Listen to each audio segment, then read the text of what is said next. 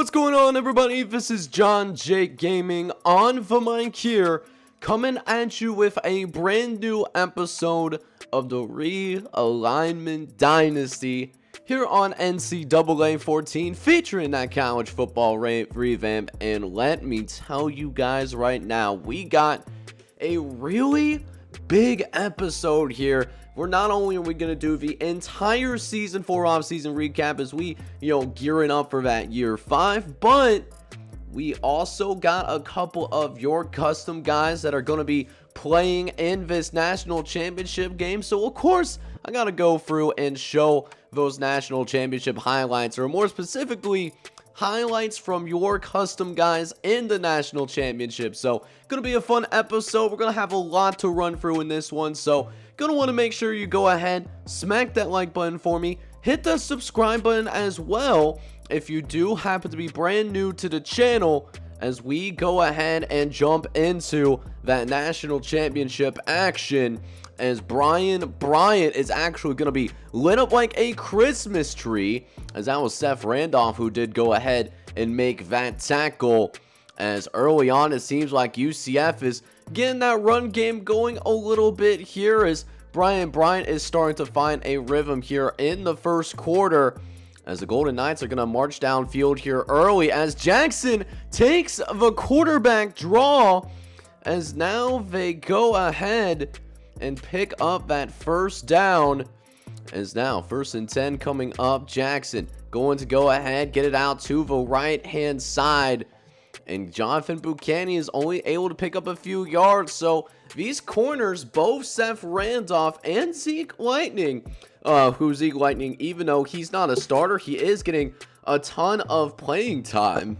They are making plays, in that run support, even though we haven't seen as many deflections as of yet, as we get a nice sack in the backfield. That's Zeke Lightning that is going to be screaming from that cornerback position and able to line up Jay Jackson in order to get the defense off the field, and is able to allow Texas A&M to take the lead.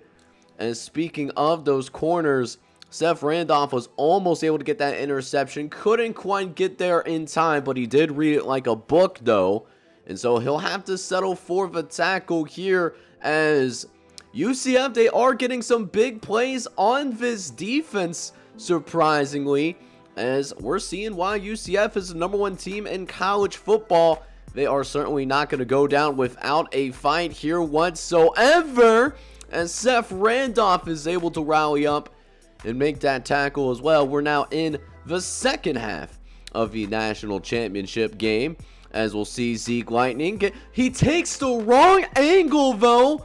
He does catch up, but it costs us several yards, as Brian Bryant is going to be able to get away from these athletic corners at least for a minute, and able to pick up a good set of yards as a result of it, as Seth Randolph's going to pick up his 8th tackle in this game. Seth Randolph, he's been all over the field. He has really been flying around for this defense, not only in this game in particular, but we really seen it in the national championship game as well, and throughout really the college football playoff. A lot of plays being made by these custom corners, both of which who are only sophomores, by the way. So we'll very well see these guys at least for one more year. Now we'll see what happens to them after next year, whether they go for the NFL draft or not. But Texas A&M is actually going to go ahead win the national championship game, and they are going to go ahead. They're going to hoist that championship crown. They do pull the upset. It's technically an upset on UCF, but Texas A&M, they do have a really talented program, and they will finally get over that hump, and Texas A&M will be able to hold that crown. As we check out the stats for both Seth Randolph and Zeke Lightning, Seth Randolph was able to go ahead and get 8 total tackles on the game, but Zeke Lightning looking good off the bench, 4 tackles, 2 TFLs, and a sack. Both players making a significant impact. As for how we ended up finishing ourselves, we actually do finish with a pretty solid season. Matter of fact, we end up going 9-4 overall. It's not a great season by any means, but it's still a good year. And we do finish with the number 16 ranking in the final AP poll that was released. As, listen, 9-4, I will gladly take that, especially because we kind of had a little bit rocky of a middle of the season. I mean, we lost 2 straight to Minnesota, which didn't turn out that bad because they did end up finishing in the top 25. Cincinnati, that should have been a win for us, but we got robbed there. But it is what it is. Blew out Ohio, beat Toledo. Then we lose a close one to Purdue on the road, although that game was more of a blowout than the score shows. Really, the only true blowout that we had was against Michigan, and even Michigan fell apart a little bit towards the end of the year.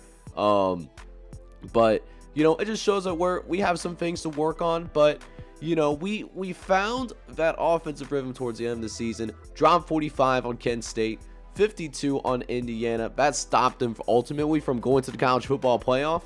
Texas State, we dropped 35 on them as well in an exciting overtime victory. And then in our bowl game, we dropped 27. So our offense did get better as the season went on, and I'm hoping we can take that momentum into the offseason. Checking real quick the CV All-American list, and we got some All-Americans from who we used to coach. Antoine DeAngelis, for example. Lonnie Covington is still with the Sooners as well. They did not win that national championship, lost in the first round, but they still had a really good season overall. We ended up with 4 All-Americans ourselves. Cedric Presley ended up being a first-team All-American, as did Justin Johnson, our senior captain on the defensive end. He's going to finish on a high note for our program.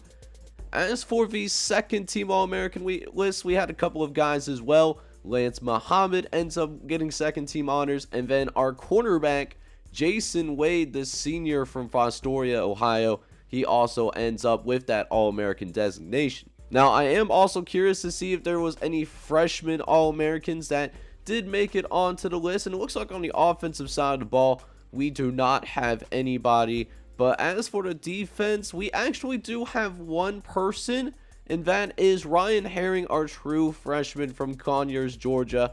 He was, I believe, he was either a 4-star or 5-star prospect. I can't remember, but he ended up with a pretty good year as well. 55 tackles, sack, interception, and 5 pass breakups. He's going to be a starter in our defensive backfield for the next, hopefully, the next 2 to 3 seasons, unless he decides to declare for the NFL draft early, which, you never know what could happen. As for the award winners, Antoine DeAngelis does win the Maxwell Award, and the Walter Camp Award to go with it as well, so 2 awards from him. Tracy Smith from University of Central Florida ends up winning the Bernerick that goes to the best defensive back, although Justin Johnson was in there as well, as is Cedric Presley, so I guess it goes to defensive player, which again goes to the UCF guy. Nagurski does go to one of our players though, Cedric Presley, the senior from Pritchard, Alabama. He balled out in his senior year, so a well-deserved award for him for sure. Antoine DeAngelis again, he wins the O'Brien Award. Walker Camp goes to the running back from Tennessee, and Anthony Whaley, the senior, ends up with nearly 1,700 yards and 25 total touchdowns to go with it. So, great year for the Tennessee running back. As for Blindencock, no surprises. Lonnie Covington, he's going to win that award. 21 total touchdowns. He blew out the rest of, well, not necessarily blew out the rest of the field, but, he definitely did his thing for sure, man.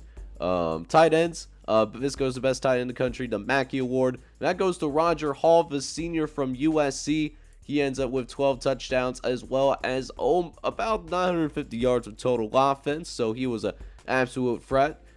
Derek Hawthorne, we've seen in person. He was a great offensive lineman, and so well-deserving of that Outland Award. Remington going to Jim McCoy, the senior from Clemson, who only allowed 1 single sack this entire season. As for the Lombardi, that also again goes to our main man from Michigan State, Cedric Presley, so you love to see that. Matt Brooks wins the Butkus Award from Texas A&M, who does win that national championship as well. Jim Forpe goes to Tracy Smith as well. And then as for our kickers and punters and, kick returners out there, Travis Stewart from Florida State, he wins the Grozo Award for the best kicker in the country.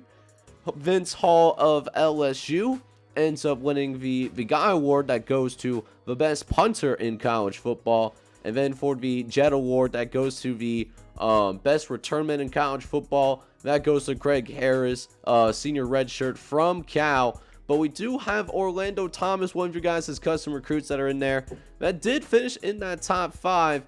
He ends up with 1,200 total kick return yards, although he did not find the end zone on special teams. But taking a super quick dive into the passing leaders for this season, Morris of Texas A&M ends up being the only quarterback. The throw for 4,000 yards, Andrew Gray was actually just outside the top 10, throwing for 3,200 yards, although we'll have to cut down his interceptions. She should be returning as our starter for next year, but you never know.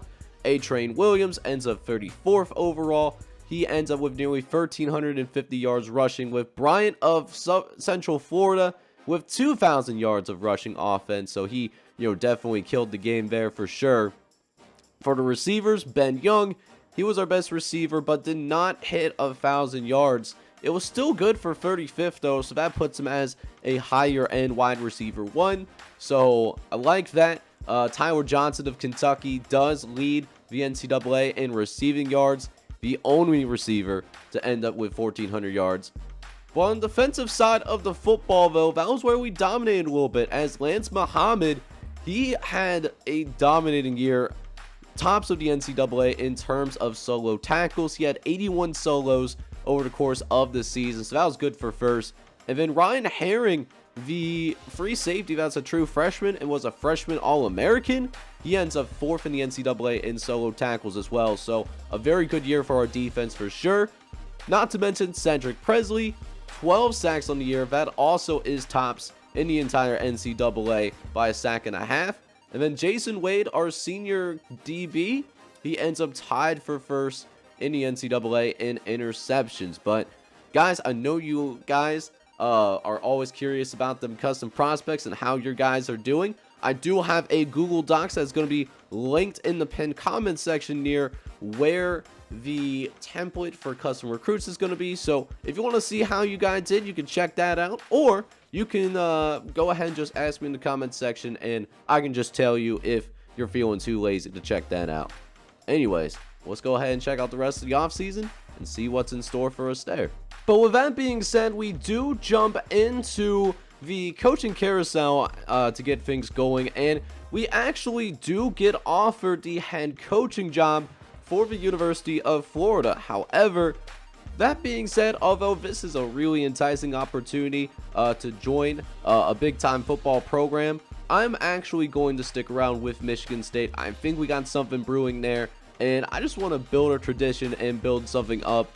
More so, not that Michigan State has a bad tradition, but it's not the same level at Florida. So I'm going to go ahead and stick with the Michigan State Spartans, and the head coaching job for Florida actually is going to go to Antonio Pierce. He was the head coach at Nevada and was doing a great job. He's going to get a chance to revitalize this program in the Deep South Conference. But with that being said, even though we're sticking around at Michigan State, that doesn't mean that we are going to have some changes to our schemes.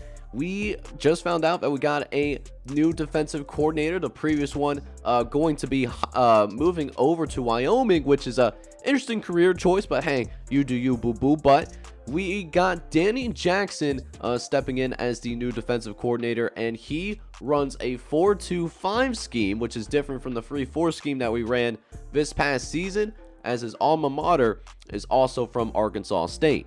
Now, one of the tough things that we have to do in the offseason is we gotta say goodbye to our seniors that are on the roster.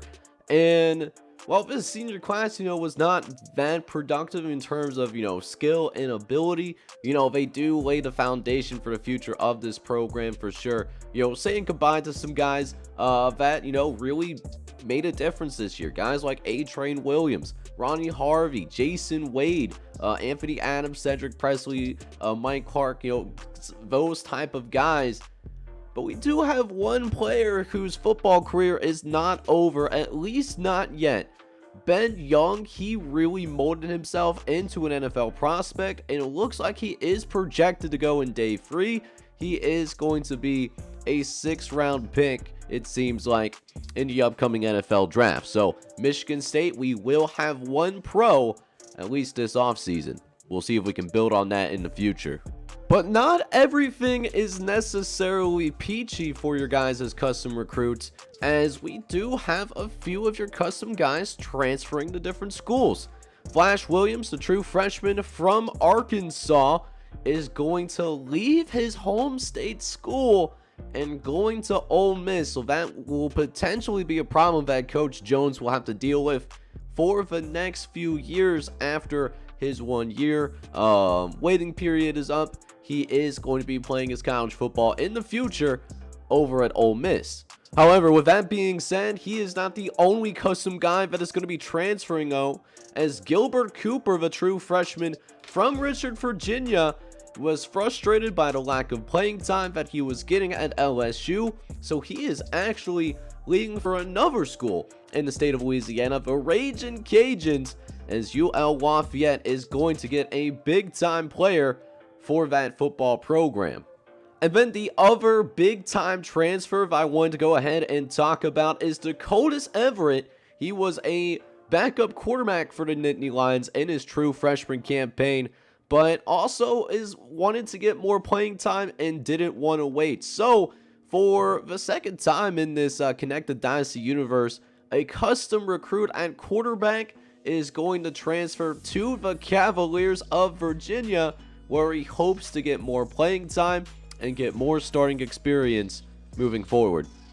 So we jump into off-season recruiting now, and while we don't necessarily have a big recruiting class right now because we only have 11 players signed, we do make up for that with some quality talent coming into East Lansing. Guys like Wesley Johnson, a 4-star wide receiver already, Bobby Russ, who's a 5-star athlete, Daryl Hicks, who's a 4-star defensive end, Brett Sullivan, who's a high-end 3-star middle linebacker, and then also David Brown, who's a solid 3-star quarterback who could start for us someday, among some other players that could potentially develop into being really quality talent. But what I'm really trying to do is go after needs, and one of the biggest weaknesses that we did end up having was on our offensive line. So my biggest thing that I'm going to attack is I want to get this 4-star guard, Jeff Brown.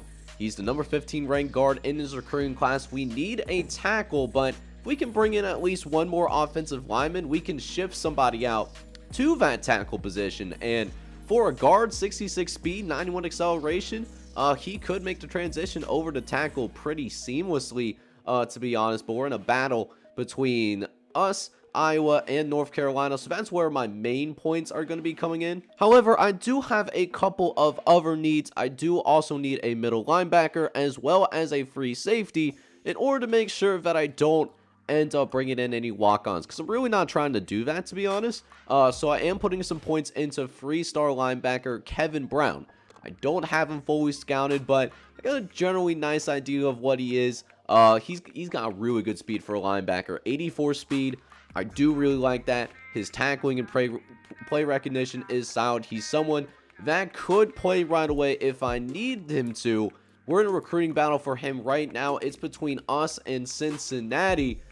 It is a pipeline state for us, but Cincinnati does have the home field advantage, so it'll be interesting to see how that recruiting battle turns out. And then the last need that I want to address was free safety. So I am putting in 2,600 into Kenneth Oliver. He's a 3-star from Cadillac, Michigan. And, he's only 66 overall. He's not great. And honestly, I have no idea how he's going to turn out. I'm hoping his speed is a little bit higher than a C. Otherwise, he may be someone that might need to transition as a box linebacker. But it's a little bit of a longer shot for us. Purdue has a solid lead, but I am going to try to make a push for him to avoid signing yet again another walk-on. As for many of these other players, I would really love to bring them on. So, you know, if they end up signing with our program, that's awesome, and I would really love to see that. But, you know, if not, you know, it's not the end of the world. I do like how our recruiting class is looking in terms of the quality of players that we're going to end up bringing in. But with that, I'm just going to go ahead. I'll see you guys at signing day, and we'll see what happens. All right, guys, so in terms of our main targets, we got 2 out of the 3 guys that we were really shooting for. Jeff Brown ends up signing with us. We also managed to get Kevin Brown on top of it. However, Kenneth Oliver, who was someone that I really wanted to try and push for, he actually not only does not commit to our team, but he also commits to one of our conference teams in the Great Mid-Eastern Conference in Purdue. So Kev Oliver is a guy that we might have to see here in the future. But we do get a couple of depth pieces as well. Ted Johnson, Corey Little, also Sean Sims is able to jump onto the team as well. A couple depth pieces. Got mostly what I wanted, and we still end up signing a top 25 class. So I'm really not worried about it. Let's just see how high we are in those final signing day rankings. So in terms of final signing day rankings, we signed a pretty good recruiting class. We finished number 16 in the country, and we end up finishing with the number 16 recruiting class. I like this group that we got put together. I got 1 5-star, 5 4-stars to go with it as well. Definitely some foundational pieces, especially on that offensive side of the ball where we did struggle at times. I think that's going to really help us out right away. I can see 2 to 3 of these guys on this list that can contribute for that offense right away.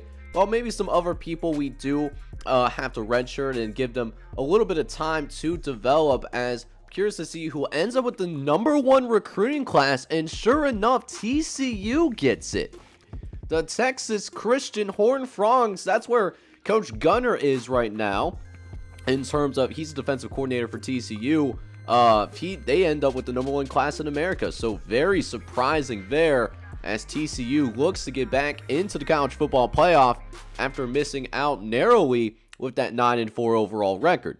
As for Mississippi State, they actually do a pretty solid job with recruiting this year as well. Coach Jones, his first year down in Starkville, actually ends up with the number 26 recruiting class, despite the fact that his team did finish 2-10 overall. Most of his guys are 3-star players, but he does also sign 1 5-star and 1 4-star to go with it in order to beef up this recruiting class. Lots of offensive players to work with, though, as Coach Jones is going to try to rebuild this roster from the ground up. However, that being said, Coach Gentry having a difficult time attracting talent to Mid-Tennessee State once again, as while he doesn't finish dead last, he still finishes in the bottom 10 to 15 schools.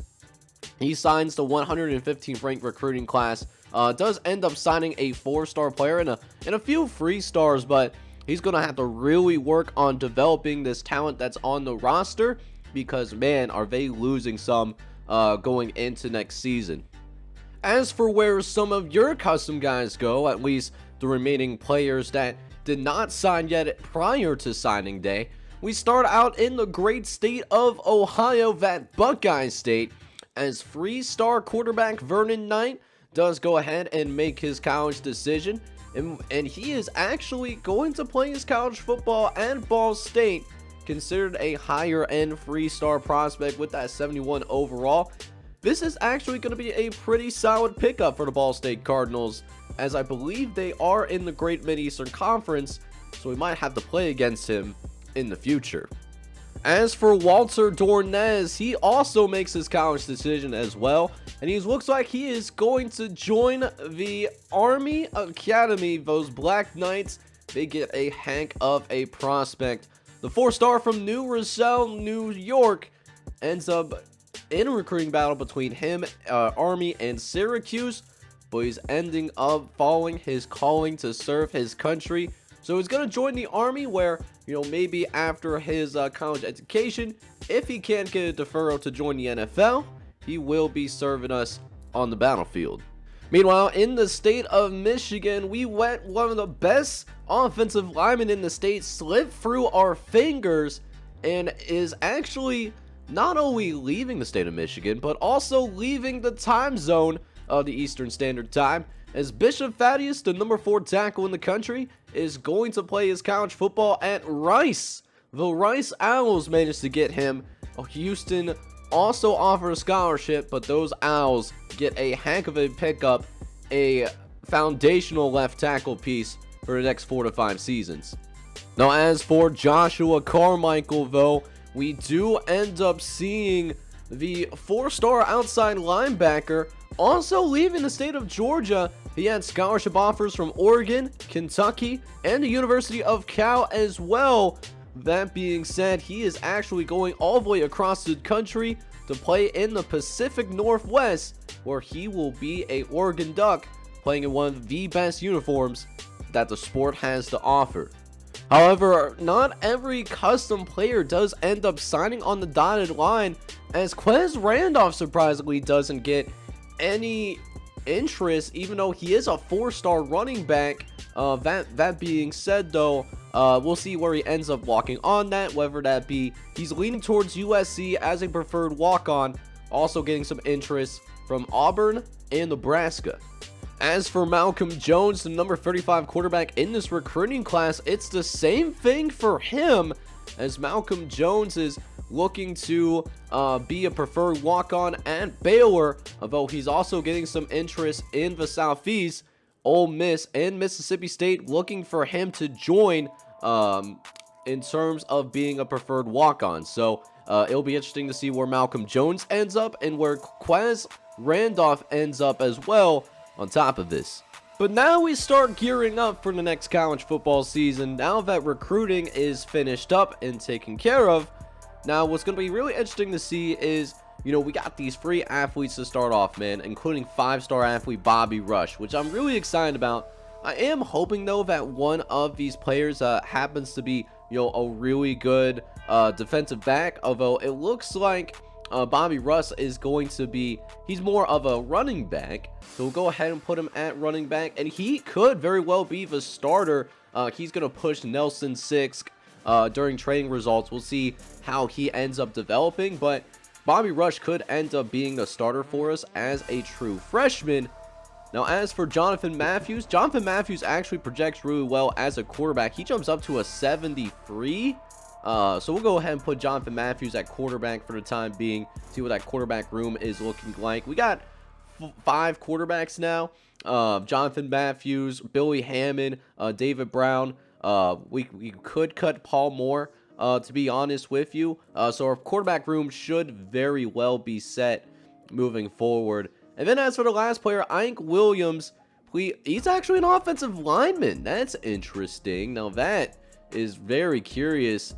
He actually projects really well as a center, so I'll go ahead and put him there for right now, which that does remind me, looks like we might need to move somebody over to tackle or guard, but I don't really have that many offensive linemen still, so that's still something that I'm going to actively need to work on this offseason, or no, he's like, as we get more recruiting in.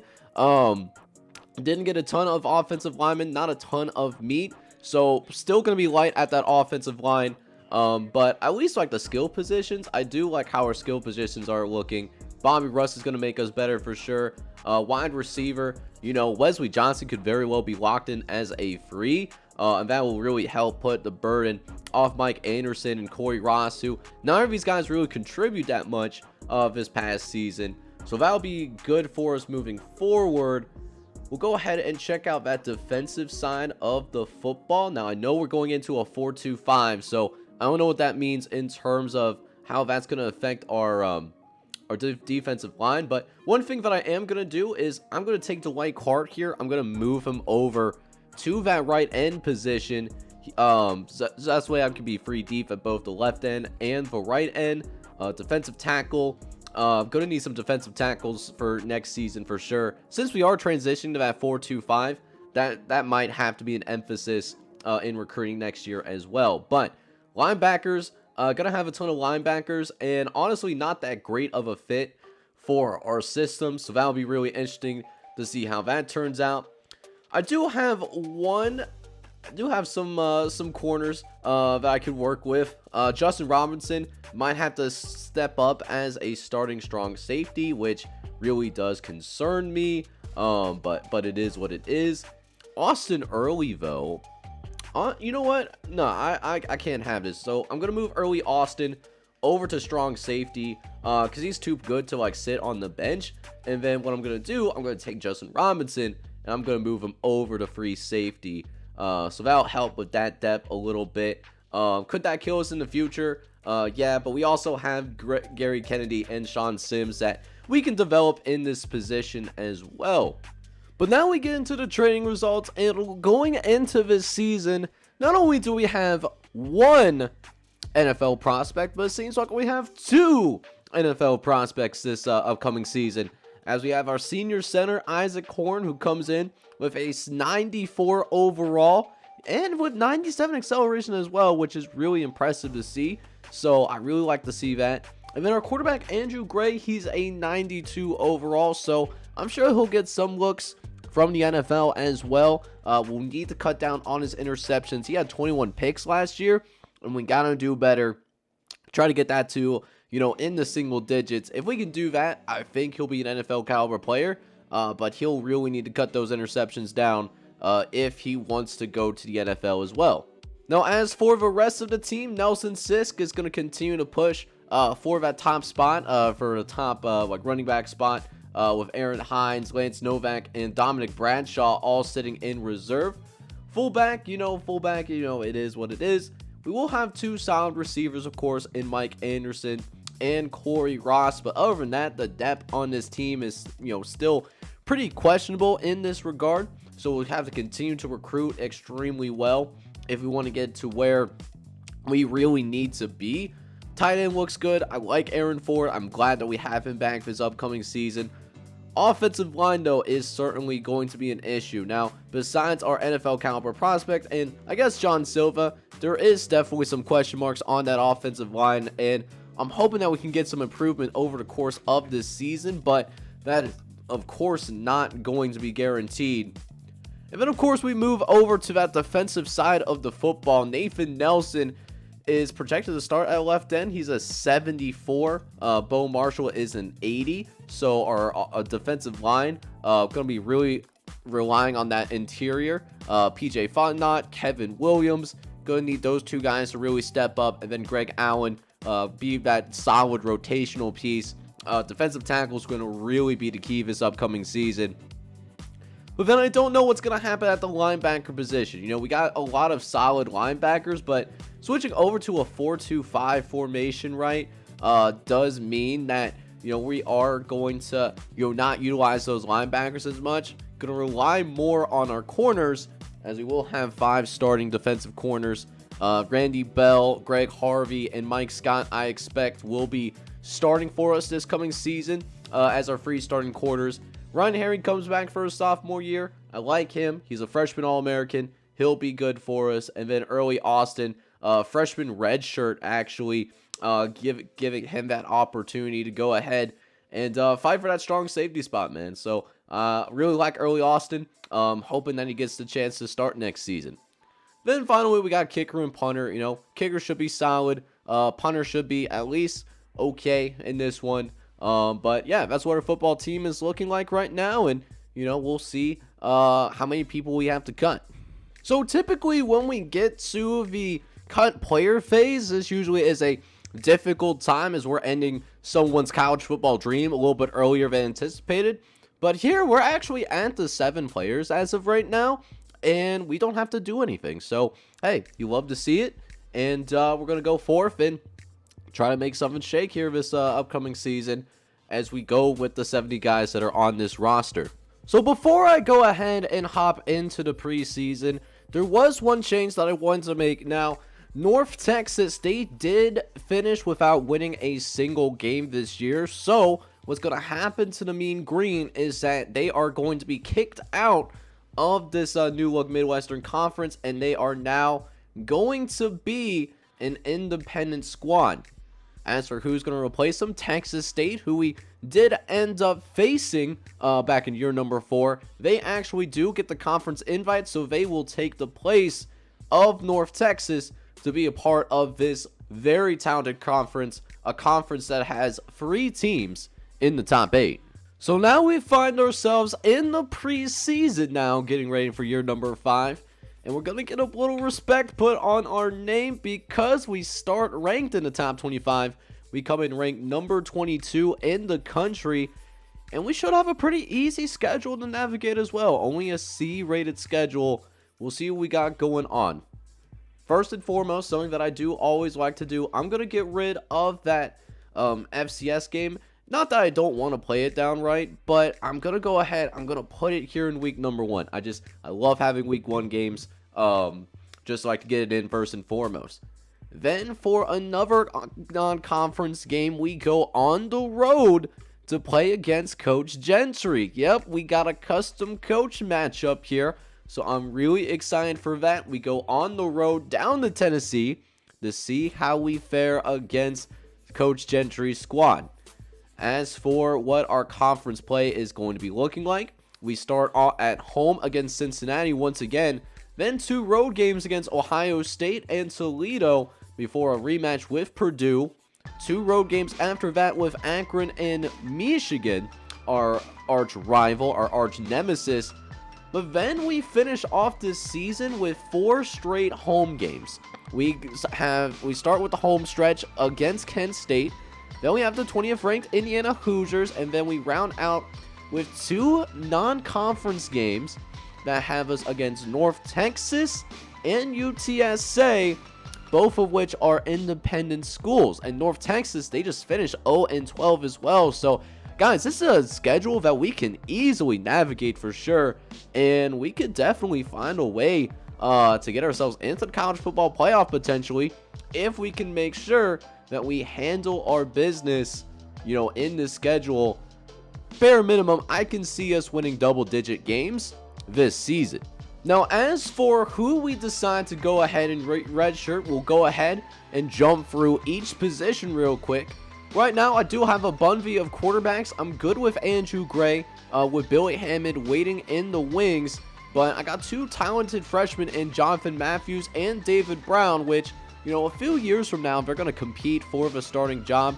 I would not be shocked if one of them actually entered a transfer portal, to be honest with you. But for now, I am going to redshirt both of these guys. Paul Moore is going to be our 3rd string quarterback. As for running back, it was a tough battle in spring ball, but Nelson Sisk is going to get the nod. He just has more understanding of the playbook. I'm really excited for Bobby Russ and what he can do for us in the future, but for right now, since he is going to be a backup anyways, I will be redshirting him as well. Now, over on the defensive side of the football, linebacker is going to be a little wonky, a little bit weird, simply because I don't know how these linebackers are going to exactly be utilized, but what I do know is I want to redshirt a couple of guys in this unit. Corey Little, for example, he's a true freshman, going to be buried on the depth chart between Tyson Sharp, Seth Richardson, and Jeff King even. So, Corey Little, he's got some developing to do. I think he can contribute for us someday. If things go well, he can be like a low to mid 80s guy by the time his senior year rolls around, but not really ready to play college football for us just yet. As for the middle linebacker position, I got 2 talented freshmen here. Kevin Brown, which I'm going to give the nod in terms of allowing him to play right away. Brent Sullivan, I like what he brings to the table, but again, same situation. Even though he's more talented, he's going to be buried on the depth chart. And again, I don't really know how things are going to go with that 4-2-5. So we took a look now at the custom schedules for us, and we also took a look at our red shirt players. But now if you made it this far into the video, let me talk to you guys about how you guys can go ahead and get more involved in the series. So for those that don't know, that maybe you're new to the channel or, this series in general, what is going to happen if you would like to have your own custom player, that I will have a template down in the pinned comments section. So all you got to do is fill that out. If there is like a heart next to your comment, that means I do have your player created and implemented into the series. Now, you will start out as a high school senior. You'll go through the recruiting process, And, if your team ends up making it to a conference championship game, bowl game, or a national championship game, we will check in on you, as well as see if you end up winning any major awards along the way as well, even if we don't end up recruiting you onto my team specifically. So, if that is something that you're interested in, definitely check that out down in the comment section. I will have that pinned once again. But guys, next episode, we are starting gear number 5, and I am excited to see what this team can do moving forward. I hope you guys are excited for it, and if you are, make sure you go ahead, smack that like button for me. Hit the subscribe button as well if you do happen to be brand new to the channel. This is John J. Gaming on the mic signing off, but I'm hoping you're all out there having a good one. Take care, everybody.